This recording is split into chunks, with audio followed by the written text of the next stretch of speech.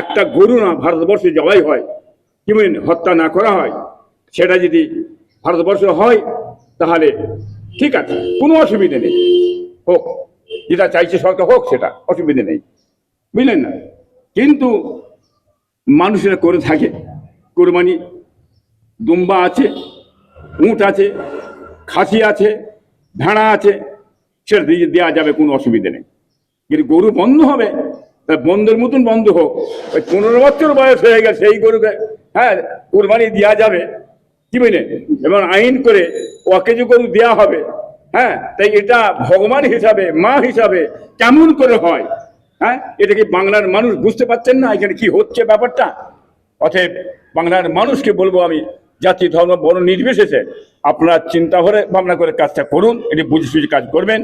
অতএব যে যার খাদ্য খাবে, তারপরে কি খাবে না খাবে সেটা কেউ বলতে পারে না। দেখেন, ভারত স্বাধীনের পর থেকে আজ অবধি পশ্চিমবাংলায় বা বিভিন্ন জায়গায়, আগে হতে এখন পশ্চিমবাংলায় কোরবানি হয়ে থাকে। ভারতের সংবিধান আইন নেই যে কোরবানি হবে না, এরকম কোনো আইন নেই। তবে কোরবানি পশ্চিমবাংলায় মানুষ আগে থেকে করছে, এখনো মানুষ করবে, মানুষ জানে। কিন্তু এই কোরবানিটা গেলে যে এত হুড়োহুড়ি, লাফালাফি, দাবাদাবি চলছে, যদি বলেন গরু আমাদের মা হয়, ভগবান হয়, তাহলে গোটা সেদিকে খেয়াল করে ওনাদের মা ভগবান হিসাবে হয়তো আমরা করলাম না, গেলাম না।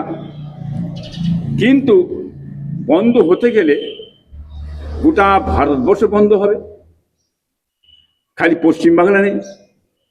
এবং এই গরুটা যদি ভগবান হয়, যদি মা হয়, তাহলে 14 বছর বয়স হয়ে গেলে তাহলে আইন আছে, আইন করে তাকে জবাই করো, তাকে খাদ্যতে ফেলে দাও, কি বলেন?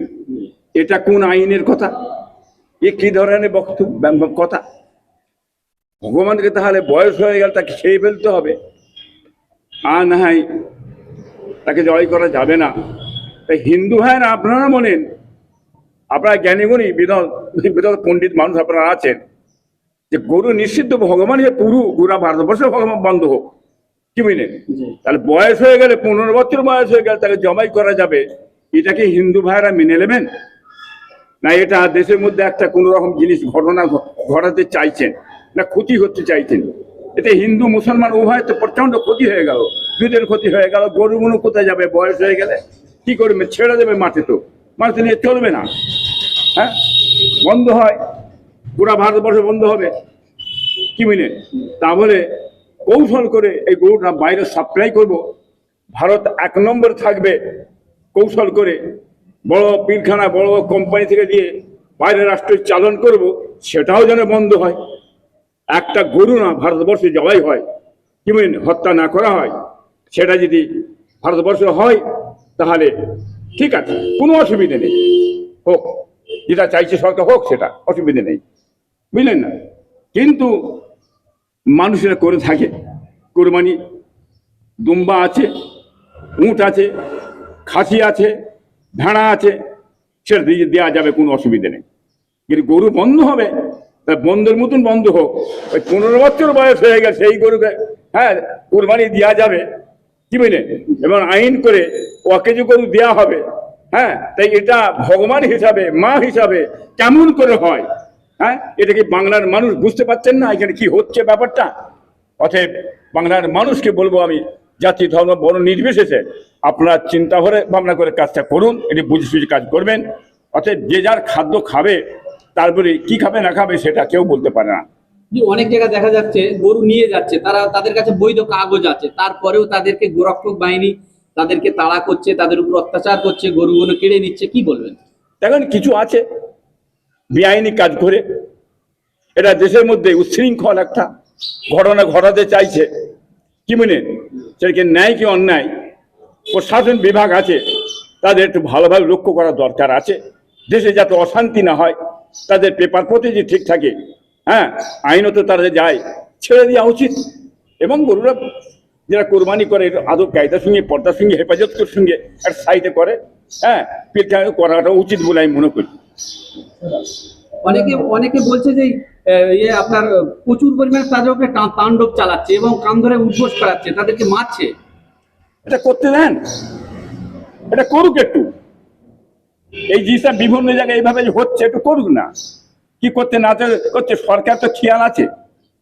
যেভাবে পশ্চিমবাংলার মমতা ব্যানার্জি সাহেব অত্যাচার জুলুম করে মানুষের বেড়ে রাহাজানি করে সে আর ধ্বংস হয়ে চলে গেল, আবার সেই জায়গায় বিজেপি সরকার যে সেই নাম তাণ্ডব চালায়, উল্টো পাল্টা চলায়, এই বাংলার মানুষ আগামীতে হিন্দু মুসলমান তার জবাব দিয়ে দেবে।